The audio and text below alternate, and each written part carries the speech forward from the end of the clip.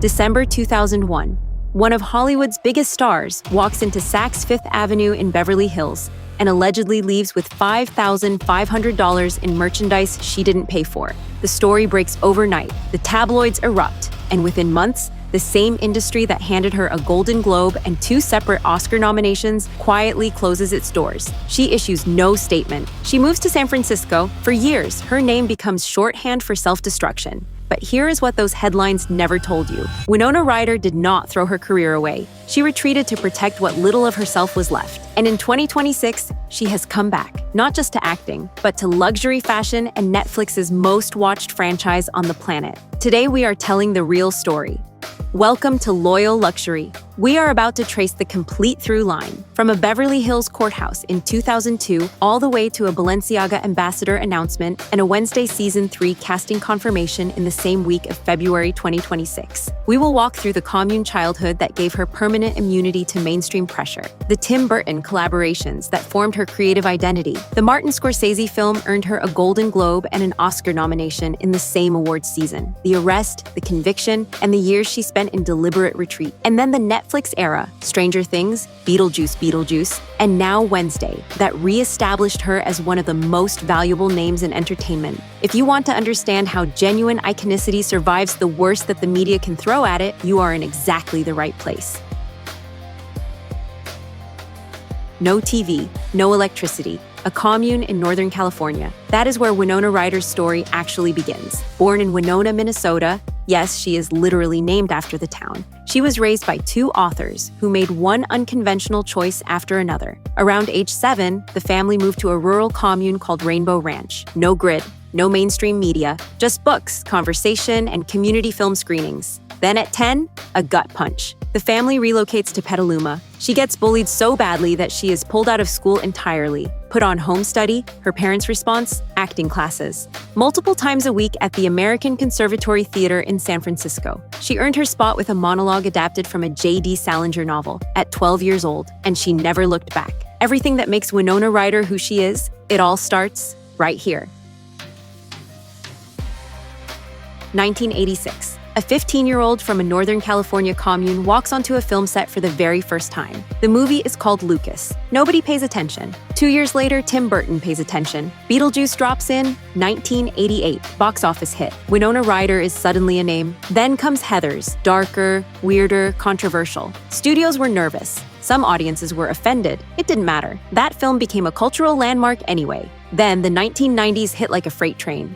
Edward Scissorhands, Mermaids Opposite Cher, Bram Stoker's Dracula under Francis Ford Coppola, and then The Crown Jewel, The Age of Innocence, directed by Martin Scorsese, Golden Globe, won, Oscar nomination, BAFTA nomination, all in one single award season. She still wasn't done. Reality Bites defined an entire generation. Little Women earned her a second Oscar nomination. 8 years, 0 to undeniable. Nobody does that anymore. December 2001, Beverly Hills, Saks Fifth Avenue. Winona Ryder, Golden Globe winner, 2-time Oscar nominee, is arrested for shoplifting $5,500 in merchandise. The conviction comes in 2002, grand theft, probation, community service, and something far worse than any legal penalty, a full media demolition. She didn't fight back. She checked out, moved to San Francisco, went quiet for years. Hollywood let her go. Then 2016 happened. Netflix, Stranger Things, Joyce Byers, a role that didn't ask her to be anything other than exactly who she already was. The Duffer Brothers said it themselves. They needed her specifically, and she delivered across every single season. Then 2024, Beetlejuice, Venice. Then February 2026, 2 weeks ago, Balenciaga names her a brand ambassador. 6 days later, Wednesday Season 3 confirms her in the cast. She never posted a single thing online, not one word, and somehow, she won anyway. One director who never stopped calling. Tim Burton cast Winona Ryder in Beetlejuice in 1988. She was 17 years old. That one decision changed everything. Then came Edward Scissorhands, deeper, stranger, more beautiful. Then Frankenweenie. Then Beetlejuice in 2024, 36 years after the original. And instead of feeling dated, the reunion felt inevitable. Every single time, the chemistry held. Now Wednesday Season 3. Her character is named Tabitha. Burton's quote was not written by a publicist. He said, "She fits right into this world. She is a cherished friend. I always feel fortunate to work with her." The showrunners went further. They called her the GOAT on the record. In print, that is not a courtesy. That is 4 decades of creative trust paying dividends in real time. The same director who handed her Lydia Dietz is now handing her a role in Netflix's most watched franchise on the planet. That is the long game, and she played it perfectly.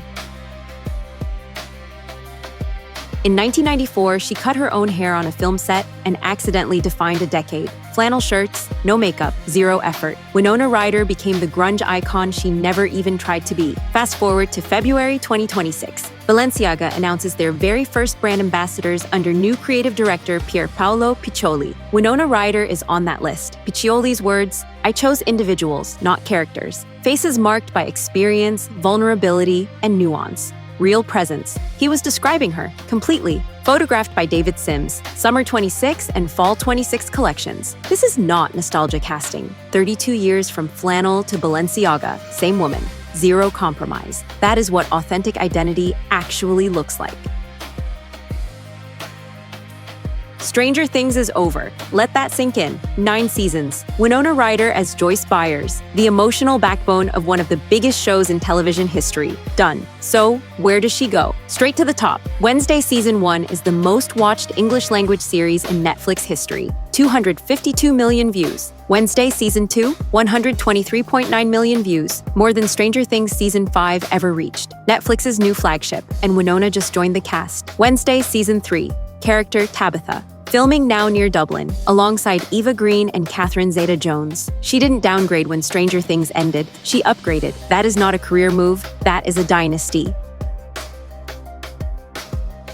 She doesn't manufacture moments. She doesn't do outrage for clicks. So when Winona Ryder speaks, pay attention. In 2025, she said it plainly. Sexual harassment, a director who verbally threatened to destroy her life after she raised concerns at work. She didn't name him. She didn't perform anger. She just told the truth quietly, once. Then, separately, she revealed she lost a role alongside Marlon Brando because of Heathers. The studio wanted an apology. Her exact words, "I wasn't gonna apologize. Not then, not in 2001, not ever." That is the through line of her entire career. She has never once traded authenticity for access. Not when it cost her Brando, not when it cost her Hollywood. In 2026, that refusal is exactly what Balenciaga is paying for.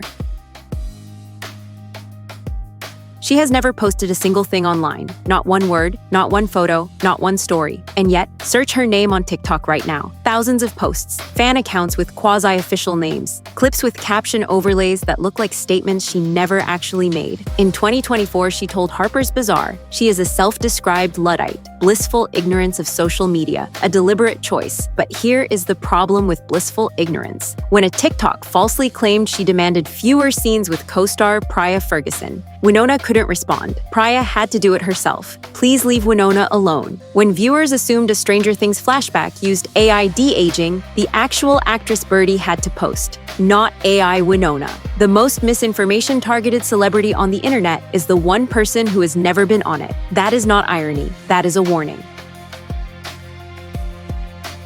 Let's do the math. 5 genre-defining films before 1995, 1 Golden Globe, 2 Oscar nominations, 1 BAFTA, all before the internet even existed. Then a decade of silence, then Stranger Things, then Beetlejuice, then Balenciaga, then Wednesday Season 3, 0 social media, 0 personal brand, 0 PR strategy, just an unbreakable commitment to being exactly who she is. Pierpaolo Piccioli, one of the most powerful creative directors in fashion, looked at every person on the planet and chose Winona Ryder as one of Balenciaga's very first ambassadors, because her face is, in his own words, marked by experience, vulnerability, and nuance. That is not celebrity. That is legacy. And in 2026, it is still being written. If this video gave you something, you already know what to do. Subscribe to Loyal Luxury. We cover the careers that actually matter. Drop a comment below. Are you Team Winona? We read every single one. New video every week. We'll see you there.